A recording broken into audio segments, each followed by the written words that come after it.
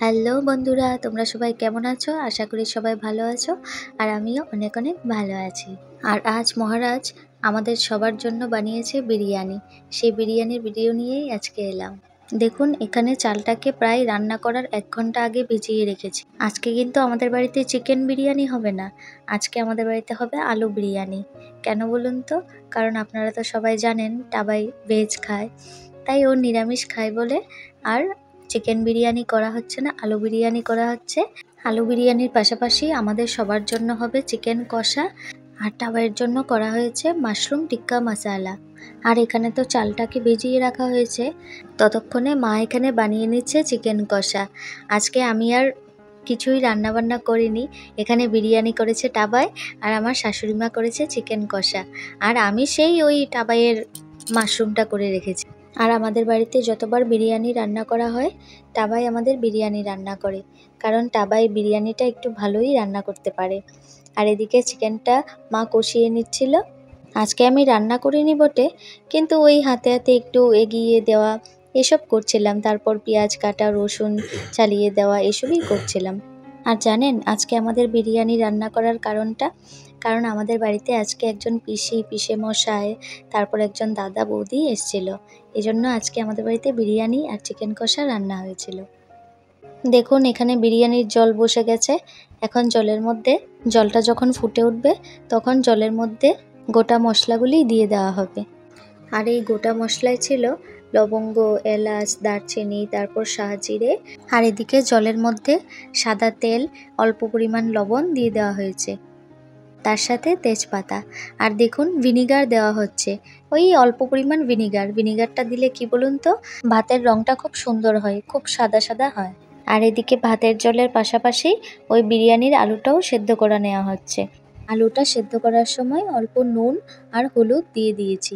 কেন বলুন তো? হলুদটা দিলে রঙটা খুব ভালো আসে। আর দেখুন, এদিকে বিরিয়ানির জলও ফুটে উঠেছে, আর যে চালটা ভিজিয়ে রেখেছিলাম না, সেই চালটা দিয়ে দিয়েছি। এবারে আমরা বিরিয়ানির জন্য বেরেস্তাটা বানিয়ে নেব। আর বেরেস্তা বানানোর জন্য প্রথমে কড়াইয়ের মধ্যে তেলটাকে একটু গরম করে তার মধ্যে গোটা গরম মশলাগুলি দিয়ে দেব। ওই লবঙ্গ, এলাচ, দারচিনি, তারপর গোটা জিরে, তেজপাতা দিয়ে তারপর পেঁয়াজ কুচি কুচি করে রেখেছিলাম না, সেই পেঁয়াজটা আমরা দিয়ে দেব। আর পেঁয়াজটা ভাজা হয়ে গেলে সবটা আমরা বেরেস্তার জন্য রাখবো না, কিছুটা পেঁয়াজ আমরা গ্রেভির জন্য তুলে রাখবো। আর দেখুন, এদিকে আমাদের বিরিয়ানির চাল 80% সেদ্ধ করা হয়ে গেছে। বিরিয়ানির চালটা যখন আমরা ফোটাবো, তখন মনে রাখতে হবে আমরা কিন্তু চালটা বেশি করে ফোটাবো না, প্রায় 80%-এর মতো সেদ্ধ করে নিতে হবে। আর 80% সেদ্ধ হয়ে গেলে সেই হাঁড়ি থেকে ফ্যানটাকে ঝরিয়ে চালটাকে ছড়িয়ে দিতে হবে, চালের থেকে জলটা ভালোভাবে শুকিয়ে যাবে। আর দেখুন, এদিকে আলুগুলি সেদ্ধ করে এখানে আমরা লাল লাল করে একটু আলুগুলিকে ভেজে নেব। একটু ভাজা ভাজা হলে ভালোই লাগে। বলেছিলাম না, বেরেস্তার জন্য কিছুটা পেঁয়াজ রাখবো আর কিছুটা পেঁয়াজ দিয়ে গ্রেভি বানাবো। সেই গ্রেভিটা বানানোর জন্য বেরেস্তার পেঁয়াজটা হালকা তুলে রেখেছি।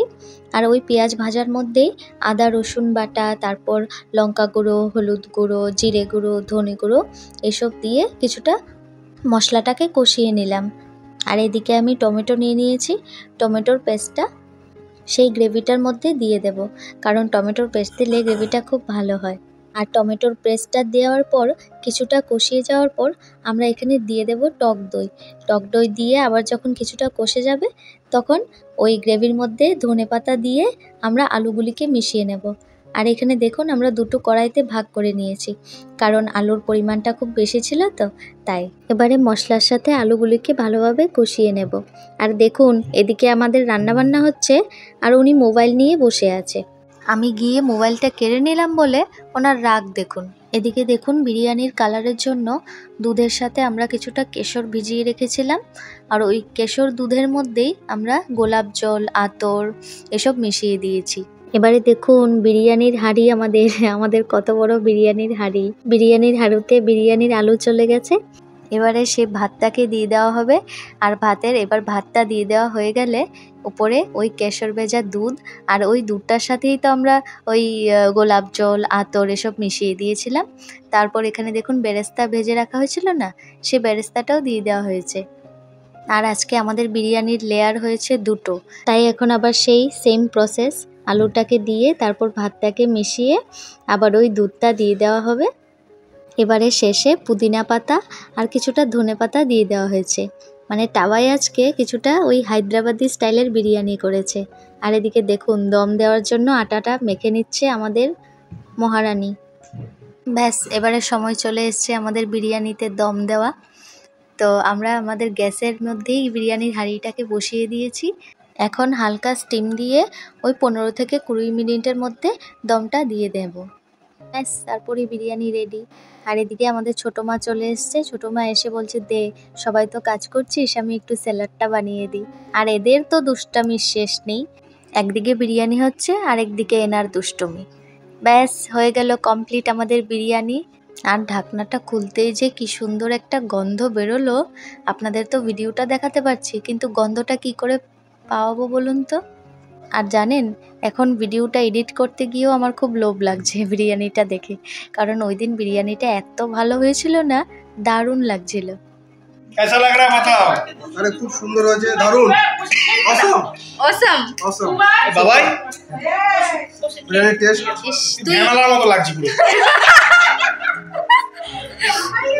এই তুই যে এমএলএ কে ফেলে খাচ্ছিস, তোর লজ্জা করছে না? না একদম না, একদম লজ্জা করছে না, বল। পাশে একটা মেয়ে বসে আছে, দেখাও। আমরা সবাই এইভাবে হাসি মজাক করতেই থাকি। আর যেই দাদাটিকে দেখতে পেলেন না, উনি হচ্ছে টাবাইয়ের ছোটোবেলার বন্ধু। আর পাশে যে বসে আছে একে তো চেনেন, বাবাই, আমাদের পিসির ছেলে। ওর সাথে তো আমার যা ঝগড়া হয় না, সেটা আর বলার মতো না। যাই হোক, আমাদের আজকের এই রান্নার ভিডিও, খাওয়া দাওয়ার ভিডিও কেমন লাগলো অবশ্যই জানাবেন। আর ভালো লাগলে অবশ্যই লাইক, কমেন্ট অ্যান্ড সাবস্ক্রাইব করতে কিন্তু একদম ভুলবেন না। বাই।